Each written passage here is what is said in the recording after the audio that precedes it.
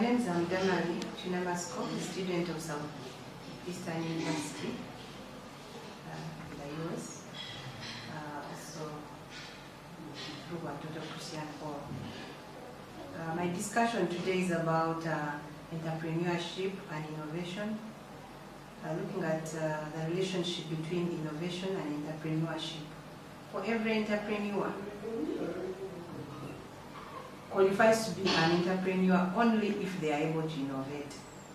And I read a book by Peter Druck, who was talking about 10 sources of innovation. And one of the ones that he started with is about unexpected innovation, which is important for every entrepreneur. Unexpected innovation is very key because it's less risky and there's less, the costs of investing in it are low. So in this unexpected source of innovation, Peter Druck described it in 3 categories. One of them is unexpected success, a second is unexpected failure, and another one is an outside event that takes place in a particular industry. So when he was talking about unexpected success, he talked about things that happen when an entrepreneur is able to observe. He will come up with a solution and be able to innovate. This one can come out as a result of observation, being analytical, looking at trends, questioning and asking. Then finally, the innovator is able to come up with a solution and innovate, which will lead them to success. The examples that Peter Druck highlighted in his book about innovation and entrepreneurship, one of them was a pharmaceutical company that was manufacturing even drugs and was not willing to give it to the customers of veterinary medicine. So another pharmaceutical company came up and took the opportunity and was able to grow through this unexpected innovation, because they were able to observe that our clients had shifted or another new client had come in.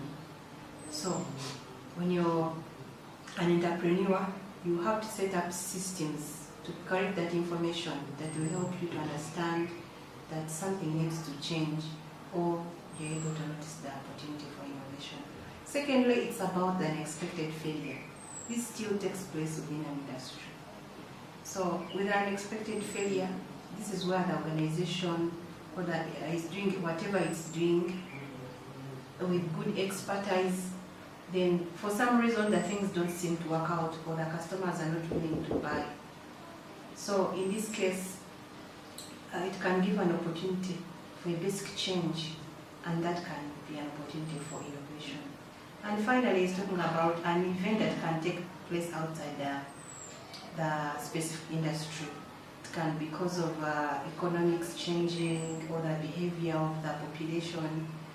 So when the entrepreneur notices that, it can be an opportunity for innovation. There's also an article published in the Harvard Business Review about the DNA of innovation, and they talked about the key things that they studied among prominent innovators, that all these prominent innovators that did significant work in their companies, when they interviewed them, they found that they were performing about 80% percentile, or in these 5 core things. One of them was they were in associations, they were able to connect things together. Secondly, they were having observations, they were good at observing trends, observing any change that was happening in their business.